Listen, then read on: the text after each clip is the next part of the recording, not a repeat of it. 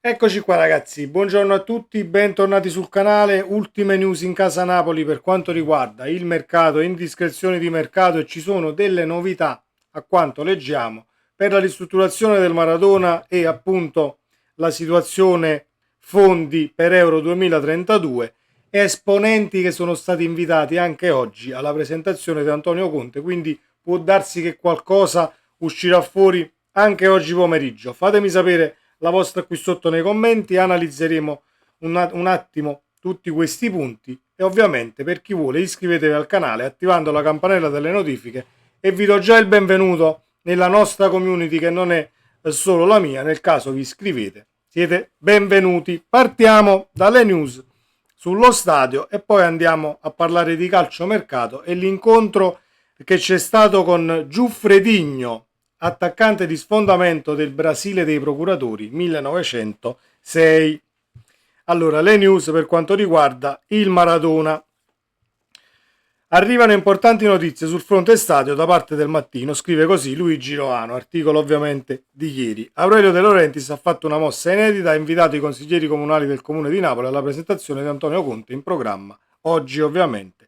Una mossa inedita che in realtà è un atto di disgelo per lo stadio Maradona. Il governo Meloni vuole Napoli nel lotto delle 5 città che ospiteranno Euro 2032. Ora, se è vero che la legge sugli stati dà al titolare della squadra cittadina una prelazione sulla ristrutturazione del Maradona, è anche vero che alle spalle, se non c'è la politica cittadina che va sullo stesso binario, tra virgolette, della società, ovviamente si rallentano i tempi, non se ne fa niente, uno va a destra, uno va a sinistra, è normale che poi possa svanire anche la situazione. Siamo quindi di fronte all'operazione di disgelo che si consumerà anche davanti agli occhi di Antonio Conte. Questi inviti dunque stanno a significare come De Laurentiis voglia davvero puntare sul Maradona, ovvero trasformarlo in uno stadio sempre funzionante e senza la pista atletica.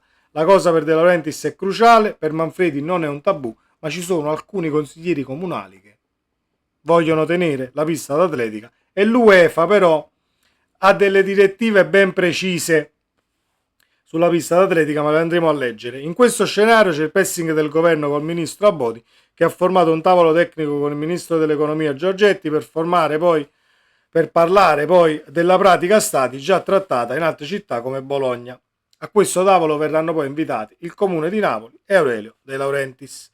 Il governo vuole un progetto per il Maradona e a quanto risulta il patron ci sta lavorando. Per quanto riguarda De Laurentiis ha fatto le sue mosse e si è assicurato alcuni aiuti quando metterà mano al Maradona. Per rifare lo stadio servono 200 milioni, cifra comunque sommaria, possono essere 230, 180, lo sapremo poi a lavori fatti, quanto ci è voluto, quanti fondi verranno stanziati, eccetera, eccetera. Poi se ci sono già progetti, non lo sappiamo perché non credo ci siano, altrimenti stavamo parlando d'altro. Se c'è già tutto scritto e ci sono già 200 milioni pronti, allora alzo le mani, e deve alzare le mani anche il Mattino che ha pubblicato l'articolo. Comunque, il patron avrà agevolazioni fiscali come previsto dalla legge sugli stati e come previsto dalla ZES Sud per completare un'opera che potrebbe attirare anche altri investitori. L'UEFA, d'altro canto, ha criteri molto stringenti per il successo di un nuovo stadio o per un ammodernamento di uno esistente. Risulterà essenziale la creazione di un modello per la generazione di ricavi che renda la fattibilità del progetto indipendente dalle fortune della squadra sul campo. Mentre 30 anni fa gli stadi venivano progettati anche per altri sport, la progettazione moderna enfatizza la necessità del gioco. La folla oggi dovrebbe essere il più vicino possibile alla linea del fallo laterale, va da sé che la pista d'atletica non avrebbe spazio. Io sogno uno stadio senza la pista d'atletica, ma non perché sono uno, no, quella pista d'atletica fa schifo, no, eccetera. No, per il semplice fatto che forse non ci rendiamo conto di quanto sia più bello vedere una partita, di quanto sia diverso il calore che può spingere forse i tuoi beniamini in campo, essendo molto più vicino ovviamente al rettangolo di gioco. La ristrutturazione va fatta e il Maradona, se le cose vengono fatte come si deve e per bene, ovviamente può darsi che sia una mia personale opinione perché ci sono affezionato e perché sono tifoso del Napoli, ma potrebbe assolutamente diventare uno degli stadi più belli d'Europa. Poi ci sta che sono di parte, però ristrutturandolo a modo e come si deve, partendo da quell'ammasso di ferraglia che è diventato quel terzo anello chiuso e avvicinando il tifoso al rettangolo di gioco, al di là poi di tutti i parcheggi, perché si è parlato anche di parcheggi sotterranei e di tutte le cose che dovranno essere fatte per rendere comunque fruibile a tutti lo stadio e diciamo avendo poi un impianto che lavora 7 su 7. Ma vedremo se oggi uscirà qualcosa durante la conferenza di Conte. Io sarò fuori, ma vedrò la conferenza, credo, come faccio sempre, rilegato da qualche parte, mi ritiro un attimo, mi ritiro un attimo per deliberare, come diceva Santi Licheri, e guarderò la conferenza, poi ne parliamo o stasera o domani assolutamente sul canale, quindi restate aggiornati con la campanellina, appunto come ho detto prima, e passiamo al calcio mercato o le indiscrezioni di mercato. C'è una situazione con Giuffredi, c'è stato un incontro ieri con Giuffredi ha detto Politano resta, Mario Rui verrà giudicato dopo il ritiro e c'è l'accordo per il rinnovo di Foloruscio a 1.200.000 euro all'anno fino al 2029. Allora, caro Napoli, io dico, hai raggiunto l'accordo per Foloruscio, domani al massimo o tra qualche giorno risolvi la situazione Kvaratskhelia, perché altrimenti è un'altra cosa per far azzuppare il pane ai procuratori, è un'altra condizione dove ti sei messo un attimo sul chi va là per poter far arrivare gli Ugheli di turno e dire wow, 1.200.000 pure a Foloruscio, di Kvaratskhelia non ne abbiamo parlato, eccetera, e questo e quell'altro, che poi è così che va a finire, ma credo che il Napoli sia ovviamente avanti nella situazione Quara e che abbia il rinnovo, non dico già stampato, ma sicuramente già pronto per quanto riguarda le cifre e l'offerta. Poi starà agli Ugheli, al padre e allo stesso calciatore vedere se gli garba il rinnovo oppure se la proposta già accettata e l'accordo che già c'è con il Paris Saint-Germain da parte del procuratore del calciatore la farà da padrone e troveranno casa a Parigi. Noi ce ne faremo una ragione in un senso o nell'altro. Di Lorenzo non se ne è parlato, ma le ultime non danno avvicinamento, al di là di personaggi che possono pensare no, Di Lorenzo si è riavvicinato al Napoli. Per me c'è già una chiacchiera come quella di Quara con la Juve per quanto riguarda Di Lorenzo, e quindi bisognerà trovare la quadra in questo senso. La situazione Mario Rui e Spinazzola poi di conseguenza, perché vanno di pari passo. Allora, in passato, nemmeno tanto passato, ho sempre detto, o meglio, ho sempre creduto che Mario Rui sarebbe stato perfetto per fare l'esterno di centrocampo in un centrocampo a 4 o a 5.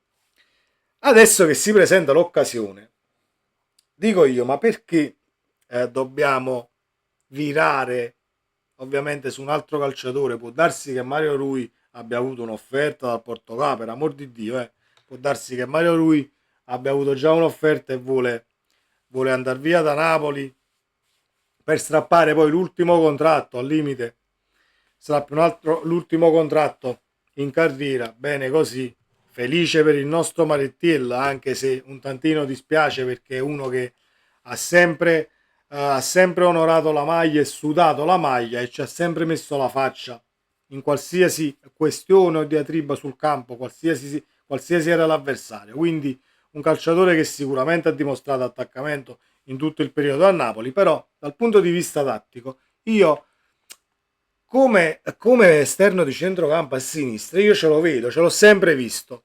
Mi auguro di ovviamente di sbagliarmi e che ovviamente il Napoli abbia capito chi prendere su quella fascia. C'è Spinazzola, però se io devo puntare su un calciatore che ovviamente un parametro zero è un'operazione dal punto di vista economico tranquillissima, con un contratto a gettoni, a quanto si legge, presenze, poi vedremo come sarà stilato il contratto nel caso Spinazzola dovesse arrivare a Napoli. Però dico, puntare su Spinazzola quando hai già Mario Rui a livello di età e a livello di, diciamo, conoscenza dell'ambiente, non lo so.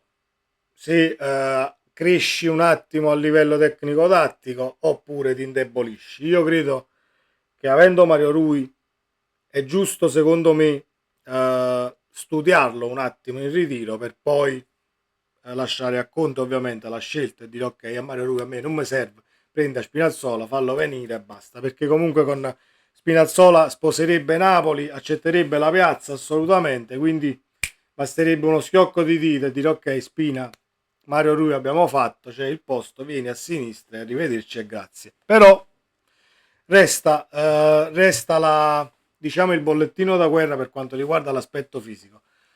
Se il Napoli riesce a contrattualizzare così a gettoni con ovviamente bonus su presenze e stipendi, da questo punto di vista sulle presenze ben venga, ma se devi accollarti lo stipendio di un calciatore a un anno, 2 o 3 che sia, Spinazzola resta un rischio. Non discuto l'aspetto tecnico-tattico perché potrebbe rendere assolutamente alla grande nel Napoli di Conte, però le incognite ci sono e sono abbastanza. Quindi con calma su questa situazione. E l'ultima cosa, e chiudo, ho letto tanti commenti sulla situazione Spinazzola e anche sulla situazione dei parametri zero, Hermoso, eccetera, eccetera. Ma no, ma chi ma fa? Questa non è mai stata la politica del Napoli. Stiamo sbagliando politica, così andremo comunque a fallire, eccetera, eccetera, eccetera. Io l'unica cosa che ho e che credo fermamente, è quasi una certezza, è che il Napoli, nella gestione De Laurentiis, scordatevi il fallimento, ma proprio scordatevi il fallimento. Non esiste fallimento economico quando ci sarà De Laurentiis, finché ci sarà De Laurentiis in gestione. Anche perché queste operazioni, questi parametri zero, questi calciatori che comunque potrebbero firmare a zero, contratti a gettoni, contratti a 2 anni, poi vediamo, eccetera, sono operazioni che possono tranquillamente fare il bene della squadra, crescere al limite il livello tecnico dell'organico, senza andare ad intaccare economicamente poi le casse della società in maniera enorme. Ovviamente non è che ne devi fare 4, 5, 6 in ogni sessione di mercato, è lì che vai un attimo a squilibrare il tutto, ma il Napoli dal punto di vista della gestione economica non mi dà assolutamente nessuna avvisaglia e nessuna sensazione, ecco, negativa per quanto riguarda no, falliamo, stiamo andando nella direzione sbagliata per quanto riguarda le operazioni di mercato. È vero, noi siamo sempre stati abituati a prendere il ventenne a 15, fai la plusvalenza, 5, 4, 5 anni, prendi un bel calciatore, lo vendi a 30, 40, 50 che sia e vai avanti così. Però diciamo che quando vuoi fare un ulteriore passo in avanti per quanto riguarda organigramma e gestione societaria, queste sono operazioni che vanno inglobate e amalgamate alla politica del Napoli, che è sempre stata quella dello spendere meno per ricavare sulla plusvalenza, che ci sta tutto in una società autogestita, però qualche inserto così qua e là e queste operazioni a parametro zero secondo me giovano e non poco. Fatemi sapere cosa ne pensate qui sotto nei commenti, ci vediamo nel prossimo video, sempre Forza Napoli, ciao.